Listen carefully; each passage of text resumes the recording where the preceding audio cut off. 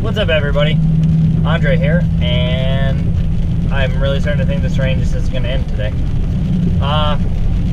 Well, I was on my way to the gym, and let me just say, I had to stop and get gas, and I was thinking, that this might be a really good time to just, talk about the real-world fuel economy on the Hellcat. It sucks.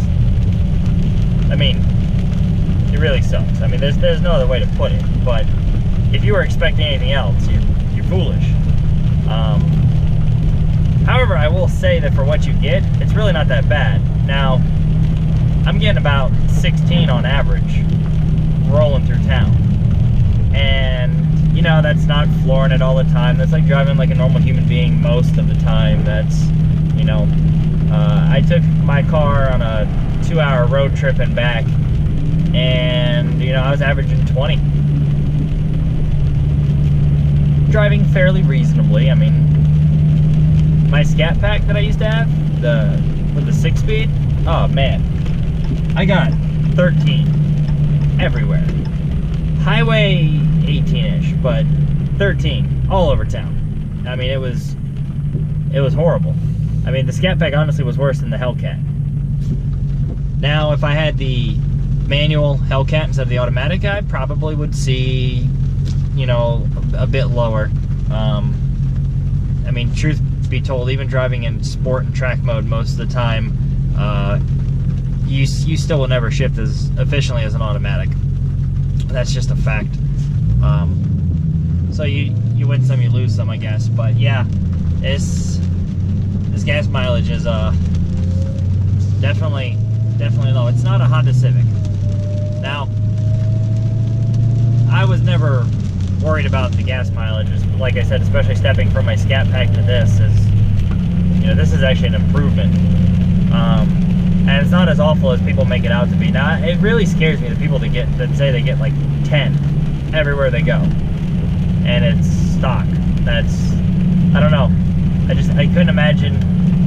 I'm more curious what their tires look like if that's the case. Like, how are you driving to get really that bad of mileage? Like, I like to have fun with my car. I'm driving in manual mode. I'm driving with it in sport and track settings on. I really very rarely just just cruise and chill. Like, I like to, I mean, granted it's raining right now, so I'm really not playing that much, but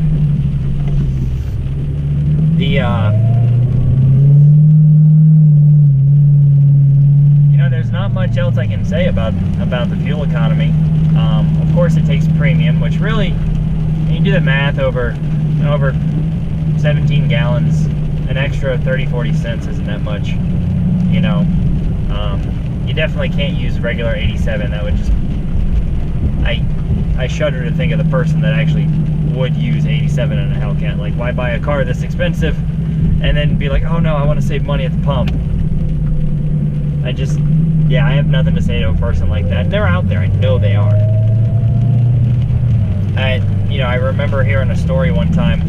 There was a guy who bought a Shelby GT500 first year they came out in 2007. It was on a forum, I read this story, and it was from a Ford tech. Well, this guy brings the car in at like 4,000 miles, and the clutch is completely destroyed. And the tech was asking the guy, and the guy was like, oh yeah, I love the car. It's so powerful. I just have it in 4th gear all the time. I never take it out of 4th gear. I start and stop in 4th gear. I never shift gears. And the tech was like, well, that would be why your clutch is destroyed. So, if something like that can happen, I'm sure that there's someone out there that puts 87 instead of 93 into their Hellcat and then wonders why it's broken. I was talking with a Chrysler mechanic the other day at a local dealership, and he said that one of the funniest things that he gets is people come into his dealership, Hellcat owners, and they're upset that it makes, they're upset that their race car makes race car noises. They're upset about the supercharger whine. They're upset with the really loud exhaust. They're upset, for just a variety of reasons. And it's all stuff related to the fact that, you essentially bought a 700 horsepower race car. I mean, you're gonna do away with certain things. You know, you're not gonna have quiet exhaust. You're not gonna have you know, the smoothest, most comfortable ride all the time. Although I will say that the street setting is pretty nice. Anyways, I've gotten quite a bit off topic. I was originally, you know, just going to talk about the gas mileage, but there isn't much to say other than it sucks. I mean, you're going to get mid-teens to maybe around 20-ish if you drive it like a normal person on the highway, but around town, mid-teens. Which, if you ask me, really wasn't all that bad to begin with. You know, if you want to save gas, buy a scooter. If you're really that worried about commuting and gas mileage, go buy a $4,000 300cc sport bike and get 80 miles per gallon. I will be driving my Hellcat in the meantime, and I will be getting 15, and I'm quite okay with that. Which, you know, don't let anyone ever tell you that if you can't afford the gas, you can't afford the car, because I'm sure you can buy a used Hummer and not afford the gas. But, you know, be realistic when you're shopping for a car. Don't, you know, try to calculate out, you know, average driving for you. If you drive 20,000 miles a year, work that out into how much gas is. Give yourself some cush. You know, always figure if gas is $2.50, figure $3, $3.50. Add an extra $1 in there and just do the math on it, because if gas prices spike, you don't want to be stuck with a car that you really and truly can't afford the gas for. So just be smart when buying. Do your research. I hope this is informative for someone.